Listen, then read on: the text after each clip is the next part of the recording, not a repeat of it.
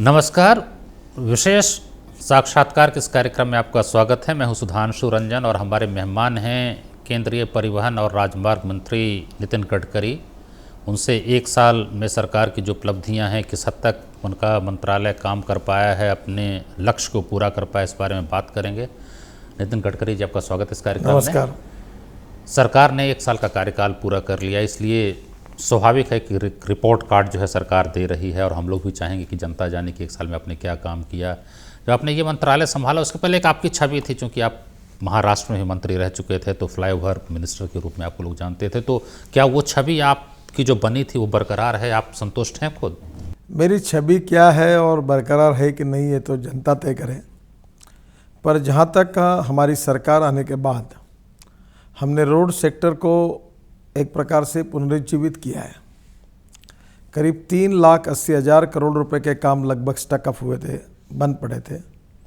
और उसमें मुख्य कारण यह था कि लैंड एक्विजिशन के प्रॉब्लम थे, फॉरेस्ट एनवायरनमेंट क्लियरेंस के प्रॉब्लम्स थे, रेलवे ओवरब्रिज के क्लियरेंस के प्रॉब्लम थे, और उसके कारण फाइनेंशियल प्रॉब्लम भी खड़े हुए और कॉस्ट भी बढ़ गई, बैंक पैसा देने के लिए तैयार नहीं थी। तो आज लगभग ये प्रॉब्लम हमने सॉल्व किए हैं और मैं उम्मीद करता हूँ कि अगले 2 महीने में आपको एक भी रोड देश में ऐसा दिखेगा नहीं कि जिसका काम बंद है। हमने 44 प्रोजेक्ट को टर्मिनेट किया, 80 प्रोजेक्ट को फिर से नई रूप से शुरुआत की, और आज ही हमने कैबिनेट में जो निर्णय हुए हैं जिसके कारण जो प्रोजेक्ट विशेष रूप से 2009 के पहले के बने हुए हैं वो प्रोजेक्ट उसकी इक्विटी अब कॉन्ट्रैक्टर बेच सकता है और एक प्रोजेक्ट बेचकर बाकी के इनकम्प्लीट प्रोजेक्ट पूरे कर सकता है। इससे बड़े प्रमाण पर इक्विटी भी आएगी, फॉरेन इन्वेस्टमेंट भी आएगी, क्योंकि फॉरेन इन्वेस्टर अब कोई लैंड एक्विजिशन और ये एनवायरनमेंट क्लियरेंस इसमें फंसना नहीं चाहते, वो रेडीमेड प्रोजेक्ट चाहते हैं। लेकिन नितिन जी, ये जो बार बार फॉरेन इन्वेस्टमेंट की बात होती है कि विदेश से कोई निवेश हो, तो हमारा जो अपना जो आधारभूत ढांचा तैयार करना है उसमें क्या हम खुद सक्षम नहीं है कि उसको कर सकें? नहीं, ढांचा हम ही तैयार करें, कॉन्ट्रैक्टर हमारा काम करें, पर किसी भी देश की इकोनॉमी में फॉरेन एक्सचेंज रिजर्व्स कितना, ये भी महत्वपूर्ण है। आज डॉलर की तुलना में रुपए की कीमत गिरती जा रही है। आने रुपया आज 62 रुपये पर है। एक समय ये रुपया 30 और 32 रुपये पर 15 था, 90 में 15 था। एक समय तो ऐसा था 47 में $1 1 रुपये के बराबर था। तो इसका मतलब कि इसलिए हमारे देश में फॉरेन इन्वेस्टमेंट आने से हमारी इकोनॉमी मजबूत होगी, हमारा स्टॉक मार्केट मजबूत होगा। दूसरी बात आप समझ लीजिए, मैं आपकी भावना को समझ रहा हूँ। इन्वेस्टमेंट आने से कॉन्ट्रैक्टर बाहर के नहीं आ रहे हैं, रोजगार यहीं के लोगों को मिलने वाला है, यहीं के कॉन्ट्रैक्टर काम करने वाले हैं, और निश्चित रूप से मेक इन इंडिया और मेड इन इंडिया यही हमारा प्रयास है। पर इन्वेस्टमेंट आने से हमारी इकोनॉमी मजबूत होगी, ये इससे महत्वपूर्ण है। अच्छा, आपने जो पिछले 10 महीने का जो मैंने पढ़ा कि 15 नई परियोजनाएं उसमें शुरू हुई, जिसमें 1617 किलोमीटर का था, तो वो यूपीए से तुलना हो रहा था। उस दरमियान उसने 900 किलोमीटर का किया था और उसकी 9 परियोजनाएं थी, आपने इस दरमियान इतना किया। लेकिन काफ़ी कुछ आपने खुद जो कहा कि पहले 11 किलोमीटर सड़क प्रतिदिन बन रही थी, आपका लक्ष्य है कि 30 किलोमीटर तक उसको पहुँचाना है। थोड़ा सा मैं आपको सुधार करना चाहूँगा। हमारी सरकार जब आई तब 2 किलोमीटर पर डे सड़क बनती थी। जब मार्च एंड हुआ तब 12 किलोमीटर पर डे पर आई, और जब हमको 1 साल पूरा होगा तो मेरी उम्मीद है कि हम 14 किलोमीटर पर डे एवरेज में आएंगे। लेकिन लक्ष्य आपका 30 किलोमीटर का नहीं है। तो मैं बताता हूँ, 7 गुना जी सड़क निर्माण के कार्य में बढ़ोतरी हुई है 1 साल में। जी। दूसरी बात, मैंने ये तय किया था कि 2 साल के अंदर हम 30 किलोमीटर पर डे पे जाएंगे, और मेरा विश्वास है कि 30 किलोमीटर पर डे हम सड़क निर्माण का कार्य 2 साल में करेंगे। हिंदुस्तान में हजारों लाखों लोगों को रोजगार मिलेगा, सीमेंट स्टील इंडस्ट्री को बहुत अच्छा मौका मिलेगा, रोड अच्छे बनेंगे ना, और उसके साथ साथ लोगों को राहत भी मिलेगी। और रोड के एक्सीडेंट कम होने के पीछे हमारा सबसे बड़ा प्रयास है। हमारे देश में हर साल 5 लाख एक्सीडेंट होते हैं और उसमें से 3 लाख लोगों के हाथ पैर टूट जाते हैं और 1.5 लाख लोगों की मृत्यु हो जाती है। लोगों की जान बचाना ये मेरे लिए सबसे पहला काम है। और इस देश में 48 लाख किलोमीटर की रोड लेंथ है, जिसमें से NHAI की 96,000 किलोमीटर है, और देश का 40% ट्रैफिक केवल 96,000 किलोमीटर पर आता है, और इसमें एक्सीडेंट बहुत होते हैं। अब रोड को हम लोग एक्सीडेंट मुक्त भी करना चाहते हैं, और रोड के बाजू में पेड़ लगाने के लिए जैसे रोड बनाने वाले कॉन्ट्रैक्टर हैं, वैसे किसानों में और किसानों के बेटों को आह्वान करने वाला हूँ कि वो नर्सरी शुरू करें और रोड के बाजू में और रोड के बीच में पेड़ भी लगाए, ग्रीनरी खड़ी करें और उसको संभालने का काम भी वो करेंगे। उनको हम कॉन्ट्रैक्ट देंगे। ये जो सड़क सुरक्षा की बात आप कर रहे हैं, बहुत महत्वपूर्ण मुद्दा है। आपने खुद कहा कि 1.5 लाख लगभग लोग हर साल मरते हैं। जो अप्राकृतिक मौत होती है, अननेचुरल डेथ्स हैं, उसमें लगभग 37-38% जो है यही सड़क दुर्घटना उसका कारण है। अब आप सड़क जो है जितनी अच्छी बनाए, एक तो वो कारण है, लेकिन दूसरा कारण जो है उसमें लापरवाही से चलाना, शराब पी करके चलाना, बहुत सारे उसके कारण हैं। कैसे उस पर कैसे आप नियंत्रण करेंगे? देखिए, पहली बात तो ऐसे है कि कुछ कारण जो है वो इंजीनियरिंग डिज़ाइन इसके कारण है। जैसे हमने रोड की स्पीड बढ़ा दी, अंडरपास नहीं बनाया, फ्लाईओवर नहीं बनाया, तो हमको भी आजकल रोड इंजीनियरिंग भी एक बहुत बड़ी टेक्नोलॉजी और साइंस है और हमको उसकी कर्व कितनी है ये भी देखना पड़ेगा। तो रोड के संदर्भ में जितनी गलतियां हैं, कमियां हैं, वो हम सुधारेंगे। और आपने अच्छा सवाल पूछा, मैं ट्रांसपोर्ट मिनिस्टर भी हूँ और मुझे कहते हुए दुख हो रहा है कि इस देश में, वर्ल्ड में सबसे आसानी से लाइसेंस अगर किसी देश में मिलता है, ड्राइविंग लाइसेंस, तो हिंदुस्तान है। हमारे पास जो रिपोर्ट है उसमें 25 से 30% लाइसेंस बोगस है, आरटीओ में जाके वो गए ही नहीं है। और इसलिए हम नए मोटर व्हीकल एक्ट को ला रहे हैं, जो सुरक्षा का भी एक्ट है। तो खैर बायोमेट्रिक होने के बाद वो दिक्कत नहीं रहेगी। नहीं, हम तो लाइसेंस के लिए एक इलेक्ट्रॉनिक सिस्टम हमने की है जी, कि अब किसी को भी उस इंस्टीट्यूट में जाना पड़ेगा और कंप्यूटर टेस्ट करेगा और कंप्यूटर पास करेगा तो आपको 3 दिन में लाइसेंस मिलेगा। फिर हमने गाड़ियों को रिकॉर्ड को अब ऑलरेडी कंप्यूटराइज कर दिया है। अब हर गाड़ी का रजिस्ट्रेशन हो डिजिटल हो जाएगा। और उसके साथ साथ हमने रोड के इसमें भी ये कोशिश की है कि अब प्रदूषण ज़्यादा करने वाली टेक्नोलॉजी और फ्यूल को हम डिस्करेज करेंगे। बायोफ्यूल, इथेनॉल, बायोगैस, इसको इनकरेज करेंगे, ये भी हमने सोचा है। और मेरा विश्वास है कि जो सुधार हमने किए हैं उसके निश्चित रूप से परिणाम हमारे रोड सेक्टर में भी सुधार होगा, ऑटोमोबाइल सेक्टर में भी सुधार होगा और सबसे महत्वपूर्ण बात है कि एक्सीडेंट में भी कमी होगी।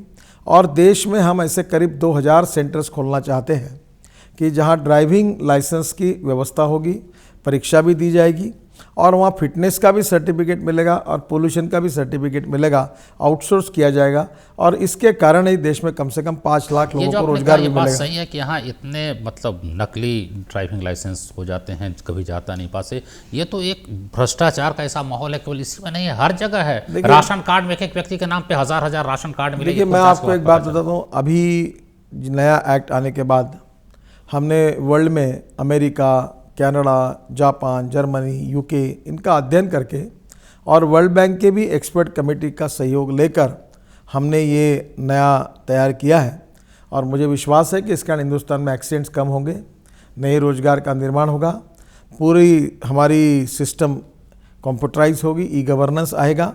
और सबसे इम्पोर्टेंट चीज़ है कि इस क्षेत्र को हम भ्रष्टाचार मुक्त और ट्रांसपेरेंट करेंगे। बहुत से निर्णय हमने किए हैं। लेकिन लापरवाही से जो गाड़ी चलाने की समस्या है, वो सलमान खान कभी धक्का मार देंगे, कभी परेरा का केस, नंदा, ये सब तो चर्चित केस हैं, लेकिन ऐसे हजारों लाखों मामले हैं। अभी ऐसा है कि 5 लाख के ऊपर जो आबादी होगी उस शहर में चौक पर कैमरे लगेंगे, उसका वीडियो शूटिंग लगातार रहेगा। और सलमान खान रहे कि नितिन गडकरी रहे, कोई भी गलती करेगा तो उसकी इमेज मिल जाएगी और 24 घंटे के अंदर उसके ऊपर पर्ची जाएगी और उसको फाइन भरना पड़ेगा। तो फोटो छपी थी, बिना हेलमेट के आप स्कूटर चला रहे थे। देखिए, ये तो बात ऐसी है कि हमारे नागपुर में 48 डिग्री टेम्परेचर होने के कारण महाराष्ट्र सरकार ने हेलमेट को नागपुर में कंपलसरी किया ही नहीं है। किया नहीं, तो हम वहाँ नहीं है तो पहनने का कोई कारण नहीं, पर ऐसे ही मीडिया में लगा दिया कि मैंने हेलमेट नहीं पहना, दिन भर चला दिया। हाँ, वो इसे मैंने भी वही देखा था, इसलिए वहाँ हेलमेट मैंडेटरी नहीं है। चलिए, तो खैर ये तो हुआ। और भी उसमें आपने ये कहा था, जब उबेर वाला कांड यहाँ पे हुआ था तो उसमें आपका वक्तव्य आया था, मुझे लगता है कि वो सही है कि भाई हम किसी टैक्सी सर्विस को बंद नहीं कर सकते हैं। बस में बलात्कार हो तो बस को नहीं करेंगे, ट्रेन में बलात्कार हो तो बंद नहीं। लेकिन आपने कहा था कि हम जो मोटर व्हीकल एक्ट में परिवर्तन ला रहे हैं उसमें यह है कि एक राष्ट्रीय डेटाबेस बनाया जाएगा और उसमें से जितने उसमें चालक हैं, ड्राइवर है, उस सारी जानकारी। कब तक हो जाएगा वो सारा? देखो, अभी इसी सेशन में बिल लाने की कोशिश मैं कर रहा था, पर इस बार नहीं आया। अगले सेशन में अभी बिल आएगा। मुझे बड़ा दुख है कि इस सेशन में ये बिल नहीं आ पाया। एक बहुत बड़ा फोकस जो सरकार का है वो है जो उत्तर पूर्व का क्षेत्र, पूर्वोत्तर भारत है, उसके लिए अलग से बजट भी बनाया गया है और उसके लिए जो है सो आपने एक पूरा कॉरपोरेशन भी बना दिया है, तो उसके बारे में थोड़ी जानकारी दीजिए कि क्या मतलब उत्तर भारत में असम में मेघालय में पढ़ रहा था कि अलग अलग उसमें आपने बनाया कि इतने 1000 किलोमीटर सब वहाँ बनेंगे। देखिए, national highway infrastructural development corporation NHIDCL SDCL ऐसा हमने स्थापन किया है और उसका गुवाहाटी में भी ऑफिस है। और अभी मैं नॉर्थ ईस्ट से आया हूँ और कम से कम 18,000 करोड़ के काम मैंने मंजूर किए हैं। और मुझे विश्वास है कि अभी तक पिछले 25-30 साल में जितना काम नॉर्थ ईस्ट में नहीं हुआ है, वो काम हमारी कार्यकाल में इस 5 साल में नरेंद्र मोदी जी के नेतृत्व में हमारे शासन में होगा, ऐसा मैं विश्वास आपको देना चाहता हूँ। यानी पूर्वोत्तर भारत को पूरी तरह से जो है सो जोड़ने का काम आप करेंगे, ये आपके इस कार्यकाल में उम्मीद की जाए कि हो जाएगा? सर, उम्मीद करने की बात छोड़ दो, मेरा आज तक क्रेडिबिलिटी इतनी अच्छी है कि मैं जो बात करता हूँ वो 100% होता है। चलिए, हम तो आप बिल्कुल विश्वास रखिए कि 100% पूरा होगा। और मैं निश्चित रूप से आप एक बात आप लिख कर रखिए और वो बात खाली नहीं जाएगी। और एक आधी बात नहीं होती है तो मैं आपको निश्चित रूप से नम्रतापूर्वक कहूँगा कि ये करना संभव नहीं है, इसमें देरी लगेगी, वही बात करूँ। नहीं, अच्छा है, रिकॉर्ड है, जनता सुनेगी, जनता आपसे हिसाब मांगेगी।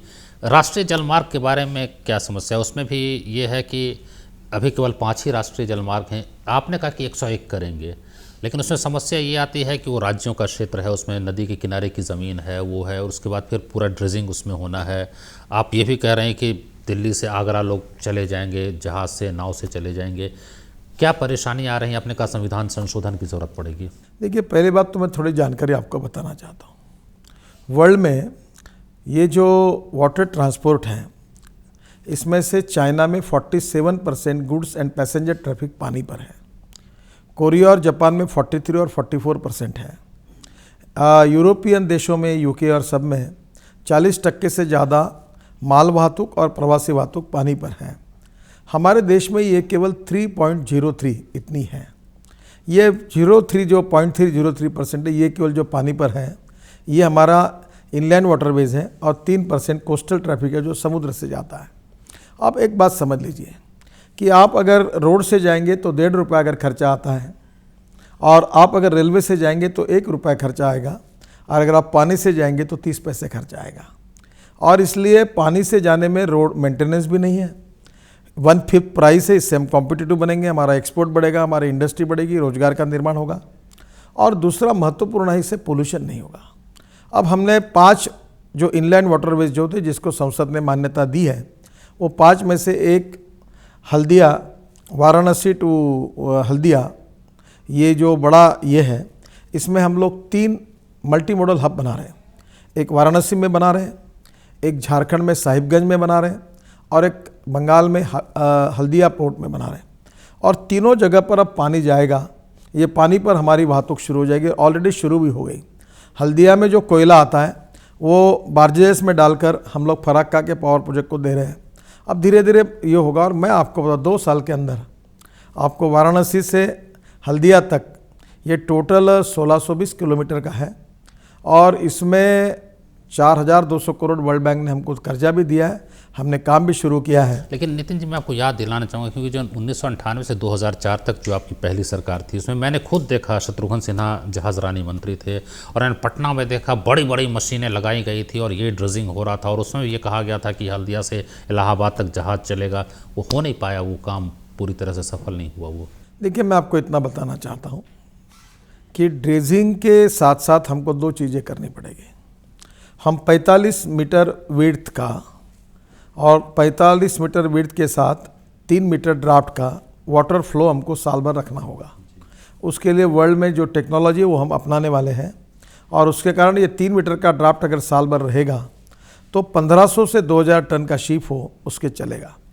फिर हमने सी प्लेन को अनुमति दी, जो पानी पर उतरने वाला जहाज़ है, उससे भी हम लोग जा सकते हैं। दूसरी बात, हमने परमिशन अभी कैटरमैरन, हावरक्राफ्ट्स ये बना रहे हैं। तो मेरा विश्वास है कि अब हम लोग इस क्षेत्र में वाटर, जैसे एयरपोर्ट है, बस पोर्ट है, रेलवे पोर्ट है, वैसे वाटर पोर्ट बना रहे हैं। मुझे लगता है ये सब कल्पना है, क्योंकि लोगों ने इसको देखा नहीं है। पर आप 2 साल रुकिए, हम आपको निश्चित रूप से दिल्ली से आगरा तक और वाराणसी से हल्दिया तक आनंद उठा पाएंगे। पक्का पटना से आपको ले जाएंगे। चलिए, अच्छी बात है। तो फिलहाल एक छोटा सा विश्राम, और उसके बाद हम चर्चा को जारी रखेंगे। और भी कई क्षेत्र हैं जिसके बारे में जानकारी लेंगे हम नितिन गडकरी जी से। आप बने रहिए हमारे साथ।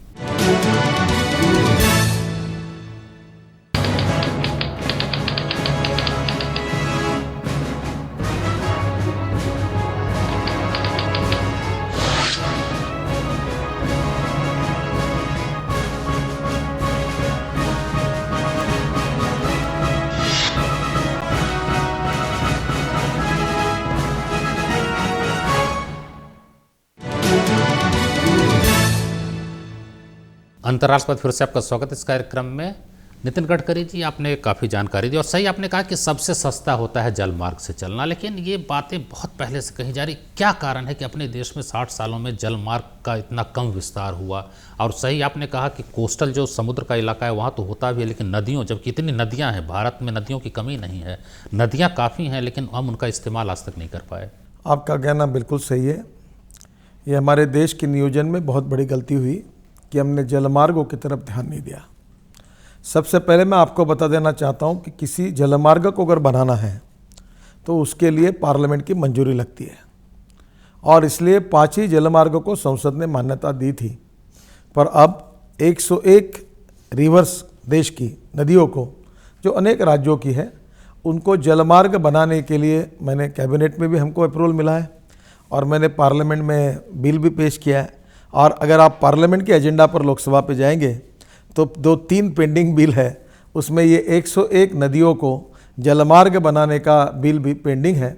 अगले सेशन में पहले ही इसमें ये बिल मंजूर होगा, ऐसा मेरा विश्वास और है। संशोधन आप क्या चाहते हैं संविधान में उसके लिए?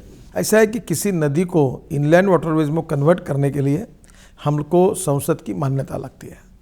अभी उसकी ज़रूरत है। हाँ, ये आप चाहते हैं कि वो ज़रूरत खत्म हो जाए? नहीं, अभी हम लोग संसद के अधिकार है, हम उसको स्वीकार करते हैं। हम संसद के सामने कहेंगे कि ये 101 नदी जो है अलग अलग राज्यों की, इनको अब जलमार्ग बनाना चाहते हैं और इस बिल को संसद की अनुमति लेकर फिर इसके हम क्रियान्वयन करेंगे। अब ये कहा जाए कि फ्लैगशिप के रूप में, जैसे आपकी पहली एनडीए सरकार में था कि एकदम स्वर्ण चतुर्भुज, इस तरह की कोई खास योजना जिस एक बार में जनता उसको समझ सके, ऐसी कोई योजना है, कोई नाम है जो जिसके बारे में आप बताना चाहेंगे? देखिए, अब सबसे इम्पोर्टेंट ये 4 धाम जो है जी, बद्रीनाथ, केदारनाथ, गंगोत्री, यमुनोत्री, यहाँ हमने करीब 1000 किलोमीटर के नए रोड बना रहे हैं और ये योजना करीब 10,000 से 11,000 करोड़ की है। और मैं आपको पहली बार बता रहा हूँ कि दशहरे के पहले प्रधानमंत्री के हाथ से ये 4 धाम योजना की शुरुआत करने का मेरा प्रयास है, तो देश के इतिहास में ये बहुत बड़ी बात होगी। दूसरी, हम लोग जो बुद्ध सर्किट की बात है, वाराणसी, बिहार और उत्तर प्रदेश में भगवान गौतम बुद्ध के विशेष रूप से उनके कारण जहाँ उनका वास्तव्य रहा, ऐसे सब शहरों को जोड़कर वाराणसी से लेकर गया तक और सबको हम एक बुद्ध सर्किट भी बना रहे हैं। उसके साथ साथ हम जो रिलीजियस टूरिज़्म है वो बढ़ाने के लिए तीर्थ स्थानों को भी जोड़ने का काम कर रहे हैं। और आपको बताने की मुझे खुशी हो रही है कि केवल जम्मू कश्मीर में हमने करीब 25,000 करोड़ के काम शुरू किए हैं। 10,000 करोड़ की एक बड़ी टनल का काम शुरू कर रहे हैं। तो लगातार हम ये कोशिश कर रहे हैं कि हमारे देश के पहाड़ी क्षेत्र क्यों हो ना हो, हमारे देश में हमारे विशेष रूप से नॉर्थ ईस्ट का क्षेत्र क्यों ना हो, साउथ में कर्नाटक, केरल की बात क्यों ना हो, हम सभी क्षेत्रों में रोड का विकास करेंगे और रोड के विकास के साथ साथ जलमार्ग का विकास करेंगे। सबसे इम्पोर्टेंट चीज़ है कि जो समुद्र का 7,000 किलोमीटर का किनारा हमको मिला है, उससे हमारे पोर्ट भी डेवलप करेंगे, उसको मॉडर्नाइज करेंगे। और हमने हमारे नए 5 पोर्ट बनाने का संकल्प किया है। बंगाल में हम लोग सागर पोर्ट बना रहे हैं, बंगाल सरकार उसमें 26% हमारा पार्टनर है। महाराष्ट्र में 2 बड़े पोर्ट बनाने का हमारा प्रयास है, एक डहाणु में और एक विजयदुर्ग में, और वहाँ भी महाराष्ट्र सरकार के साथ ये दोनों पोर्ट हम बना रहे हैं। और मैं आपको मुझे बताते हुए खुशी हो रही है कि 10 दिन पहले मैं ईरान गया था और भारत सरकार पहली बार ईरान में चाबार में पोर्ट बना रही है। और ये पोर्ट ऐसा है कि मुंबई से दिल्ली जितना डिस्टेंस है उतना कांडला और मुद्रा से चाबार का डिस्टेंस उतना ही है। और चाबार से हम लोग पाकिस्तान जाने की ज़रूरत नहीं, डायरेक्ट रोड से अफ़गानिस्तान और अफ़गानिस्तान से रशिया तक जा सकते हैं, यूक्रेन और वहाँ सब जगह जा सकते हैं, वहाँ से जर्मनी भी जा सकते हैं, अंतर्राष्ट्रीय पूरा मार्ग। तो ये जो, और विशेष रूप से वहाँ 80 पैसे लीटर पेट्रोल है रुपए के, इसमें गैस सस्ता है। अगर मैंने वहाँ के सरकार से बातचीत की है और वहाँ अगर यूरिया हम बना सकेंगे तो हमारे देश में यूरिया की कीमत हम 50% से कम कर सकेंगे। तो अब चाबार के कारण एक नया पोर्ट भी हम बना रहे हैं और छोटे छोटे पोर्ट भी और बना रहे हैं। और विशेष रूप से हम लोग पोर्ट के बाजू में स्मार्ट सिटी भी बना रहे हैं। ये स्मार्ट सिटी भी इको फ्रेंडली होगी, इसमें पानी का रिसाइकलिंग होगा, ग्रीन पावर को हम यूज़ करेंगे, नई टाउनशिप बनेगी और गरीब मजदूरों के लिए भी उसमें मकान रहेंगे और वहाँ बिजनेस एरिया भी रहेगा और एक इको फ्रेंडली स्मार्ट सिटी हमारी हर पोर्ट में होगी। और पोर्ट साइड अलाइड एक्टिविटीज़ के लिए एक इंडस्ट्रियल जोन होगा। जैसे आपको पता है कि हमारे देश में 18-20 करोड़ व्हीकल्स हैं। अब पुराने होने के बाद क्या करना, तो हम कम से कम 20 फैक्ट्री ऐसी खोलना चाहते हैं और वर्ल्ड में से भी ऑटोमोबाइल वेस्ट को लाकर, जैसे कांडला जैसे जगह पर उसके एल्यूमिनियम के पार्ट, लोहे के पार्ट, प्लास्टिक पार्ट अलग रख के उसको रिसाइकलिंग करेंगे तो हिंदुस्तान में नए रोजगार का निर्माण होगा और हमारी इंडस्ट्री को सस्ते में मिलेगा। गाड़ी की बार बार चर्चा कर रहे हैं, प्रदूषण फैला, तो ऐसे ही नेशनल ग्रीन ट्राइब्यूनल के ऑर्डर के बाद बहुत परेशानी बढ़ गई है। देखिए, पहली बात तो ऐसी है कि ग्रीन ट्रिब्यूनल का ऑर्डर बिल्कुल सही है। हमारे देश में प्रदूषण की बहुत बड़ी समस्या है। आज आपको इस बात की शायद कल्पना नहीं आएगी, हमारे बच्चों को जो स्वास्थ्य बिगड़ रहा है इसका कारण पोल्यूशन है। अब हमने इथेनॉल, बायोडीजल, बायोगैस को प्रोत्साहित किया है। मैं नागपुर से हूँ, हमने इथेनॉल पर पहली बस चलाई। अब नागपुर का सीवेज वाटर जो है उससे हम मीथेन निकालकर मीथेन से CO2 को अलग करके उस पर बसेस चलाने की प्रयास कर रहे हैं। इससे 95% omission of carbon dioxide, carbon monoxide होगा। अब इलेक्ट्रिक बस है, मेरा प्रयास है, मैं आज एकदम कोई घोषणा नहीं करूंगा, पर जल्दी ही हमारे देश के परिवहन महामंडल घाटे में चल रहे क्योंकि वो डीजल यूज़ करते हैं। इन पूरे बसेस को इलेक्ट्रिक पर कन्वर्ट करके अगर कॉस्ट कम करेंगे तो प्रदूषण भी नहीं होगा और हमारे देश के अनेक लोगों को रोज़गार मिलेगा और महाराष्ट्र, अनेक राज्यों के जो स्टेट ट्रांसपोर्ट है ये भी मुनाफे में आएंगे। हमने ये भी तय किया कि जैसे बस पोर्ट बन रहा है, एयरपोर्ट बन रहा है, वाटर पोर्ट बन रहा है, वैसा बस पोर्ट बनना चाहिए। और राज्य सरकार अपना बस पोर्ट बनाना PPP मॉडल में चाहते हैं तो उसके लिए प्रोजेक्ट मैनेजमेंट के लिए, उसके डिज़ाइनिंग के लिए जैसे बड़ौदा में बना है, आप सहयोग करेंगे? हाँ, तो हम वो कंसल्टेंसी फी देने के लिए तैयार है। राज्य सरकार इसमें आ गया है। अच्छा, आप ये भूमि अधिग्रहण पे भी आपकी बड़ी सक्रिय भूमिका थी, उस पे आपने सरकार का पक्ष बहुत ज़ोर शोर से रखा और बार बार जो आपका मंत्रालय है उसमें भूमि अधिग्रहण की समस्या तो होती ही है। आपको क्यों इस तरह से सरकार ने मतलब उसके बचाव में रखा, क्या वजह है? ऐसे कोई रखा ऐसी बात नहीं है। जब ये भूमि अधिग्रहण में जो 31 दिसंबर को उसकी मुदत समाप्त हो रही थी, जो ऑर्डिनेंस निकला, तो उसके पहले मैं मंत्री था और इसलिए स्वाभाविक रूप से मैंने उस समय ग्रामीण विकास मंत्री होने के नाते देश भर के मंत्रियों की, राज्यों की परिषद बुलाई थी। मुख्यमंत्री को भी बुलाया था जिसमें 32 राज्यों के प्रतिनिधि उपस्थित थे। सब ने ये मांग की अगर ये कानून रहेगा तो हम देश में कोई विकास नहीं कर सकेंगे। उनने कुछ सुझाव दिए थे, उनके सुझाव के आधार पर हमने 5 दुरुस्ती केवल की, अमेंडमेंट की। लेकिन वही लोग आज विरोध भी कर रहे हैं जो आप कह रहे हैं कि मुख्यमंत्री। देखो, यही बात है कि यही कांग्रेस के उस समय के मुख्यमंत्री पृथ्वीराज चौहान, यही हरियाणा की हुड्डा की सरकार, ये सभी पार्टी के सरकार के लोगों ने उस समय हमको कहा था कि इसको सुधार करो, पर राजनीतिक स्वार्थ के लिए संसद में इसका विरोध करने की कोशिश की जा रही। अब मैं आपको बात बताता हूँ, 80% लैंड एक्वायर्ड होती है सिंचाई के लिए।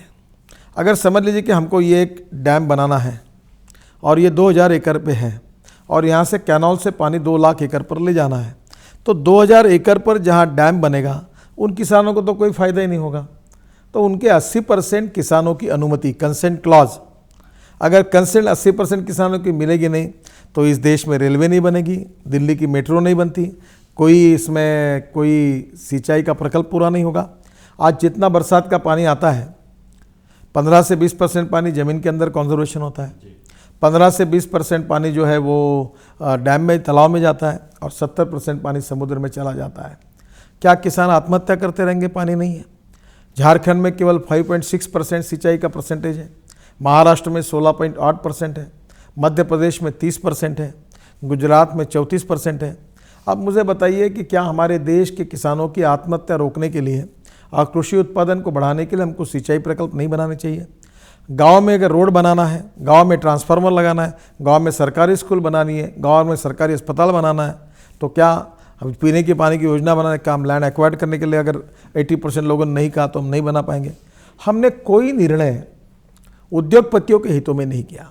हमने कहा रूरल इंफ्रास्ट्रक्चर जिसमें गांव की समस्या है, सरकारी स्कूल, सरकारी अस्पताल, गांव का रास्ता, पानी की टाकी, ट्रांसफार्मर लगाना, सिंचाई प्रकल्प, दूसरा, डिफेंस के लिए अगर हमको लड़ाई लड़नी है और कहीं श्रीनगर में एयरपोर्ट बनाना है, क्योंकि उसके सिवा हमारे देश की सुरक्षा नहीं हो सकती, तो वहाँ के 80% लोग कहेंगे मेरे एयरपोर्ट को परवानगी नहीं है, तो हम एयरपोर्ट नहीं बना पाएंगे, तो क्या हम देश की सुरक्षा नहीं कर सकेंगे? ये कैसे होगा? तो सुरक्षा के लिए, डिफेंस कारणों के लिए, रूरल इंफ्रास्ट्रक्चर के लिए। और तीसरी जो इम्पोर्टेंट बात है, हमने जो इंडस्ट्रियल कॉरिडोर है उसके लिए भी कहा है। इंडस्ट्रियल कॉरिडोर यानी इंडस्ट्री नहीं है। क्या आज तक सब इंडस्ट्री दिल्ली, मुंबई, बेंगलोर, चेन्नई में खोलनी चाहिए? दिल्ली से अगर मुंबई तक कॉरिडोर बनेगा तो जिस गांव की बस्ती जहां पोटैटो आलू होता है, वहां 5000 की बस्ती, उस गांव में अगर एक इंडस्ट्रियल का एक बड़ा क्लस्टर तैयार हुआ तो आलू से चिप बनाने वाली इंडस्ट्री वहाँ शुरू हो जाएगी। चिप्स वालों को अगर प्लास्टिक की थैली लगेगी तो उसकी फैक्ट्री शुरू होगी। उसको पैकिंग करना है तो खड्डे के डब्बे बनेंगे। तो जो रोजगार के लिए गांव से लोग शहर की ओर आ रहे हैं, उनको अपने गांव में रोजगार पलायन हो जाएगा। समय कम है, इसलिए बहुत संक्षेप में आपका उत्तर चाहेंगे, क्योंकि इसको लेकर पार्लियामेंट में हुआ व्यक्तिगत सवाल है। हालांकि आपने सफाई दे दी है, फिर भी वो जो पूर्ति को जो है कर्ज दिया गया, आपने कहा कि उसमें आप कुछ भी नहीं थे, किसी पद पे नहीं थे, उसके बारे में कुछ आप कहना चाहेंगे? देखिए, हमने कर्जा लिया था और कर्जा हमने 29 कंपनियों में पूरा कर्जा वापस किया। वापस इसलिए किया कि कर्जा ग्रीन पावर के लिए मिला था। तो वो क्या है कि सीएजी की रिपोर्ट में कहा गया कि 12 करोड़ रुपया वापस नहीं आया, वो कौन सी बात है उसमें? देखिए, हमने 46 करोड़ का कर्जा लिया था और जब बीच में हमारा वहाँ गन्ना लगा नहीं तो अकाउंट एनपीए हो गया और फिर हमको कोयले में जाना था, तो हमने ही एप्लीकेशन की कि हमको अब कोयले में जाना है, तो आपके प्रिंसिपल में नहीं बैठेगा तो हमको अनुमति दो। तो उन्होंने कहा हमारा कर्जा वापस करो। तो उनका टोटल अमाउंट आती है 84 करोड़। तो जब पूरा कर्जा एक जगह कोई भी चुकाता है, ऐसे करोड़ों केसेस हिंदुस्तान में और बैंक की पॉलिसी है, तो 84 करोड़ में जो कंपाउंड इंटरेस्ट और पेनल्टी ब्याज जो था उन्होंने माफ़ किया और 72 करोड़ रुपये, 12.5% से 12.5% से ब्याज लेकर हमारा कर्जा वापस लिया। हमने कर्जा वापस दिया, कोई डुबाया नहीं। अब कर्जा लेना गुनाह नहीं, एक मुश्त कर्जा दूसरे से लेकर कर्जा लेके वापस किया, इसमें कोई बात नहीं, इसमें कोई मेरा समझ। दूसरा, सीएजी का रिपोर्ट मेरे खिलाफ नहीं था, ये सब कांग्रेस, ये 13 साल पुरानी बात थी और उस समय कांग्रेस का यूपीए का राज था, यूपीए के मंत्री थे, महाराष्ट्र में यूपी कांग्रेस का राज था, उनके मंत्री, उन्होंने सब परमिशन दी, उनके पॉलिसी, उनके मंत्री थे, उसी समय ये सब निर्णय हुआ और उन्होंने ये निर्णय किया है। तो सीएजी का रिपोर्ट उस समय कांग्रेस सरकार के डिपार्टमेंट के तरफ था, इरेडा ये गवर्नमेंट ऑर्गेनाइजेशन है, और उन्होंने इस ऑब्जेक्शन पर अपना पत्र दिया। एक बात मेरे समझ में नहीं आई कि सीएजी ने मेरा नाम क्यों लिखा, उसके पीछे उनका उद्देश्य क्या था? जबकि लाखों करोड़ों केसेस में ऐसा होता है, तो मेरा स्पेसिफिक नाम लिखने के पीछे सीएजी का उद्देश्य क्या है, ये मेरे समझने के बाहर है। मैं उनकी सम्मान करता हूँ, उनका आदर करता हूँ, पर इसके पीछे क्या है ये मैं अभी तक समझ नहीं पाया हूँ। अब चूँकि समय समाप्त हो गया है, एक व्यक्तिगत अनुरोध, चूँकि मैंने देखा है कि आप गाना वाना भी गाते हैं, तो उससे ख़त्म किया जाए क्या इस कार्यक्रम को? नहीं, मैं अभी तो ऐसे गाना नहीं गाऊंगा, मैं बाथरूम सिंगर हूँ, इसलिए चुपचाप रूम में गाता हूँ, मैं इतना बड़ा गायक नहीं हूँ। मैंने मंच से भी गाते सुना है आपको। हाँ, मैं गाते तो रहता हूँ, संगीत का शौकीन हूँ। तो कुछ भी हमारे दर्शकों के लिए? नहीं, इसमें तो नहीं गाऊंगा, आपके चैनल से, सब चैनल पर यही चलेगा। पर मैं स्पोर्ट्स का, क्रिकेट का शौकीन हूँ, गाना गाता हूँ, नाटक देखता हूँ, साहित्य, लिटरेचर, काव्य मुझे बहुत अच्छा लगता है, पढ़ता रहता हूँ, लिखता रहता हूँ। और मैं इंजीनियर नहीं हूँ, पर हिंदुस्तान में सबसे ज़्यादा कंक्रीट का काम मैंने किया है। Mumbai Pune express highway, 55 flyover Mumbai के, ये वर्ली बांद्रा सीलिंग जैसे प्रोजेक्ट बना है, तो लोगों का समझ था कि मैं इंजीनियर हूँ ना, मैं चार्टर अकाउंटेंट हूँ। मैंने 4000 करोड़ कैपिटल मार्केट से खड़े किए और 10 करोड़ की इक्विटी पर 8000 करोड़ रुपए के काम पूरे किए, तो लोगों को लगता है मैं चार्टर अकाउंटेंट हूँ। मैं ना सीए हूँ, ना मैं इंजीनियर हूँ। मैं एक बहुत ग्रास रूट पर काम करने वाला एक बहुत सामान्य कार्यकर्ता हूँ। और एक बात मैंने अपने जीवन में रखी है कि politics is a instrument of socio economic reform, और हम हमारे लिए काम नहीं करें, हम गरीबों के लिए काम करें। गाँव, गरीब, मजदूर, किसान का कल्याण हो, देश की प्रगति हो और ये देश भय, भूख, आतंक और भ्रष्टाचार से मुक्त हो और सुखी, समृद्ध, संपन्न, शक्तिशाली हिंदुस्तान ये दुनिया के नंबर 1 की ताकत बने, यही हमारा प्रयास है। और मैं एक मंत्री हूँ, तो आखिर में एक बात आपको जरूर कहूँगा, वो गाना नहीं है, गाना है पर गाना नहीं गाऊँगा, पर वो शब्द मैंने अपने जीवन में याद रखे, वो संस्कृत गीत है। मनसा सततम स्मरणीयम, वचसा सततम वदनीयम, लोकहितम मम करणीयम, लोकहितम मम करणीयम। बहुत धन्यवाद नितिन जी। थैंक यू, समाप्त करते हैं और हम उम्मीद करेंगे कि आपकी सारी बातें जो है पूरी हो जाती हैं। ये लोग न माने कि राजनेता तो बयान देते सर तो मेरी 100% बातें पूरी होगी। 100% पूरी होगी। चलिए बहुत अच्छी बात है, इसी उम्मीद के साथ हम इस चर्चा को समाप्त करते हैं। तो ये थे नितिन गडकरी जिन्होंने विस्तार से बताया, और हमारी यही उम्मीद है कि देश तरक्की करे, सारे आश्वासन और जो कार्यक्रम के बारे में बताया वो पूरा हो जाएगा। बहुत धन्यवाद।